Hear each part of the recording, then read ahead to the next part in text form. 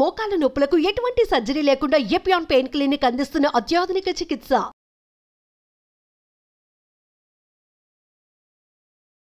Welcome to Suman TV. ఈ రోజు మనతో పాటు ఉన్నారు ప్రముఖ వైద్యులు డాక్టర్ సిఎల్ వెంకట్రావు గారు. నమస్కారం డాక్టర్ గారు. డాక్టర్ గారు, చాలా మందిలో మనము చూస్తూ ఉంటాం, చాలా మంది ఇబ్బంది పడుతూ ఉంటారు కడుపు నొప్పి, అది కూడా ఉదయం సమయంలో. ఇక మలబద్ధకం సమస్య కూడా చాలా వేధిస్తూ ఉంటుంది. ఎందుకు కొందరిలో మనం ఈ సమస్య అనేది చూస్తాము? మలబద్ధకం చాలామందికి, పిల్లలకి, పెద్దవాళ్ళకి, మధ్య వయసు వాళ్ళకి, గర్భిణీ స్త్రీలకు, అలాగే వృద్ధులకి ఎక్కువగా ఉంటుంది. ఎక్కువసేపు మంచం మీద పడుకునుండి కదలిక తక్కువ ఉండే వాళ్ళకి మలబద్ధకం ఉంటుంది. మెడ ముందు భాగాన సీతాకోకచిలుక ఆకారం ఉండే థైరాయిడ్ గ్రంథి ఆశించిన పరిమాణంలో థైరాక్సిన్ హార్మోన్ ఉత్పత్తి చేయని సమయంలో కూడా మలబద్ధకం ఉంటుంది. కనుక మలబద్ధకం ఉన్న ప్రతి ఒక్కరూ కూడా రక్తంలో T3, T4, TSH అనే రక్త పరీక్ష చేయించుకుంటే T3, T4 తక్కువ ఉంటుంది, TSH పెరుగుతుంది. దానికి థైరాయిడ్ టాబ్లెట్లు ప్రారంభిస్తే మలబద్ధకం పూర్తిగా నివారిస్తుంది. అలాగే ప్రతి ఒక్కరూ కూడా దీర్ఘకాలికముగా మలబద్ధకం ఉన్న వాళ్ళకి థైరాయిడ్ ఎలా ఉందో చూసుకోవాలి. ఒకరోజు, 2 రోజులు, 3 రోజులకి మలబద్ధకానికి మీరు థైరాయిడ్ పరీక్ష అవసరం లేదు. కనుక రకరకాల మందులు వాడేటప్పుడు థైరాయిడ్ యొక్క పనితీరును తప్పనిసరిగా మనం తెలుసుకోవాలి. ఎవరైతే పీచు పదార్థము తక్కువ తింటారు, అంటే మాంసాహారం ఎక్కువ సేవించే వాళ్ళకి మలబద్ధకం ఉండే అవకాశం ఉంది. శాకాహారులకు వాళ్ళు ఆకుకూరలు ఎక్కువ తింటారు. ఆకుకూరలు ఎక్కువగా తినటం వల్ల మలబద్ధకం అసలు రానే రాదు.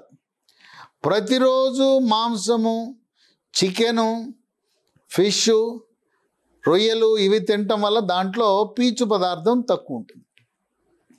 అలాగే పండ్లు, తాజా పండ్లు మనం తీసుకుంటే దాంట్లో పీచు పదార్థం ఉంటుంది. పండ్ల రసం తాగే అలవాటు ఉంటుంది చాలామందికి. పిల్లలకు కూడా పండ్ల రసం తీసిస్తారు, అది మంచిది కాదు. పండు తినిపిస్తే దాంట్లో పీచు పదార్థం ఉంటుంది. పండ్ల రసం తీసి దాన్ని వడపోసేస్తే పీచు అంతా వడపోయబడుతుంది. కనుక బత్తాయి తిన్నా, కమలా తిన్నా పండు తొనలు తినాలి, గింజలు మాత్రం ఊసేసి తొన తినాలి.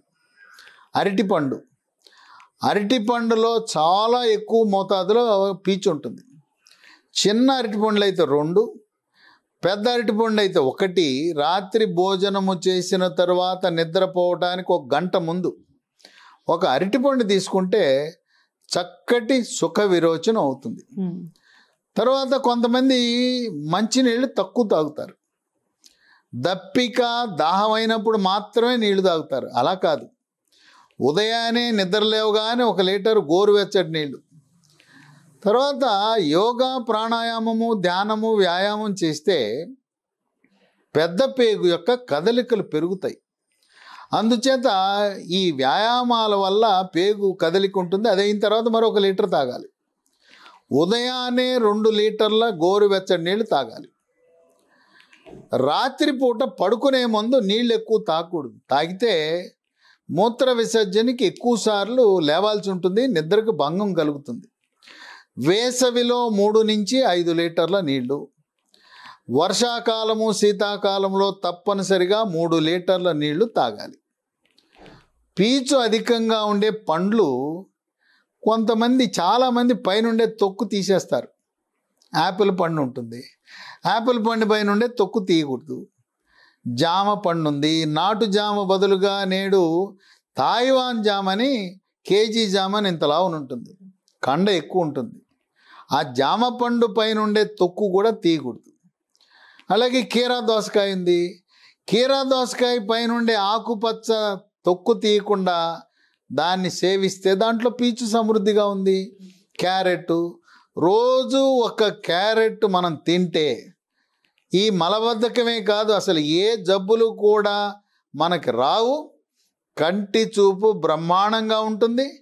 ముసలితనం వచ్చినా, 70 ఏళ్ళు వచ్చినా, 80 ఏళ్ళు వచ్చినా చిన్న అక్షరాలు న్యూస్ పేపర్ కూడా చదవగలుగుతారు. శుక్లాలు కూడా రాకుండా కాపాడుతుంది. ఈ మలబద్ధకం ఉన్న వాళ్ళకి పాశ్చాత్య దేశాల్లో వారానికి 2 సార్లే మల విసర్జనకు వెళ్తారు. మన అలవాటు భారతదేశంలో రోజుకి ఒక్కసారి ఉదయాన్నే వెళ్ళటం. కానీ కొంతమందికి ఉదయం ఒకసారి, సాయంత్రం ఒకసారి 2 సార్లు విసర్జన చేస్తారు. కొంతమందికి 3 సార్లు అయినా భోజనం అయిన తర్వాత మల విసర్జన కొంతమందికి అవుతుంది. అదేం జబ్బేం కాదు, అది అలవాటు. కనుక మలబద్ధకం ఉన్నప్పుడు లోపల పెద్ద పేగులో మలము గట్టిపడిపోయి మల విసర్జన కాని సమయంలో కడుపు నొప్పి వస్తుంది. ఆ కడుపు నొప్పి ముఖ్యంగా వృద్ధులలో, చిన్నపిల్లల్లో కడుపు నొప్పి వస్తే రకరకాల జబ్బుల గురించి టెస్టులు చేయటం కాదు, సాధారణం మలబద్ధకం వల్ల కడుపు నొప్పి వచ్చిందనే ఆలోచన చేయాలి. తర్వాత తల్లిదండ్రులు పిల్లల గురించి చెప్పరు. వృద్ధులు కూడా వాళ్ళు మాకు 3 రోజుల నుంచి మల విసర్జన జరగలేదని చెప్పరు. కొన్ని సందర్భాలలో పెద్ద పేగులో మలాశయంలో రాళ్లలా గట్టిగా అయిపోయి, లేదు మేక గొర్రె పెంటికల్లాగా అయి, కొన్ని సందర్భాల్లో గట్టిపడిపోయినప్పుడు డాక్టరు గ్లౌస్ ధరించి వేలుతో భౌతికంగా పెద్ద పేగు మలాశయంలో ఉండే ఆ గట్టిపడిపోయిన మలాన్ని తొలగించవలసిన అవసరం ఉంటుంది. కనుక మలబద్ధకము వల్ల కడుపు నొప్పి వచ్చే అవకాశం ఉంది. ఆ కడుపు నొప్పి కూడా బొడ్డుకి కింది భాగాన, ఎడమ భాగాన ఎక్కువగా వచ్చే అవకాశం ఉంది. కనుక డాక్టర్ దగ్గరికి వెళ్ళినప్పుడు కడుపు నొప్పి వచ్చినప్పుడు తల్లి పిల్లవాడికి ఎన్ని రోజుల నుంచి మల విసర్జన జరగలేదని, అలాగే వృద్ధులు ఎన్ని రోజుల నుంచి మల విసర్జన జరగలేదనే సమాచారము తప్పనిసరిగా ఇవ్వటం ద్వారా అనవసరమైన పరీక్షలు చేయకుండా ఆ సమస్యని పరిష్కరించడానికి సులభతరం అవుతుంది. ఫైబర్ ఫుడ్ ఎలా తీసుకోవాలి, ఎలాంటి వాటిలో ఫైబర్ అనేది అధికంగా ఉంటుంది, ఎంత వాటర్ అనేది మనకి ఇంపార్టెంట్ ఈ కాన్స్టిపేషన్ ప్రాబ్లం లేకుండా ఉండాలంటే. అంతేకాకుండా చాలా మంది మీరు అన్నట్లుగానే 1 or 2 times ఇలా మల విసర్జన చేయాలా, చాలా మందికి డౌట్ ఉంటుంది. దాని గురించి కూడా చాలా చక్కగా చెప్పారండి. సో ఇలాంటి ఆహార నియమాలు పాటించాలని కోరుకున్నాము. ధన్యవాదాలు డాక్టర్ గారు.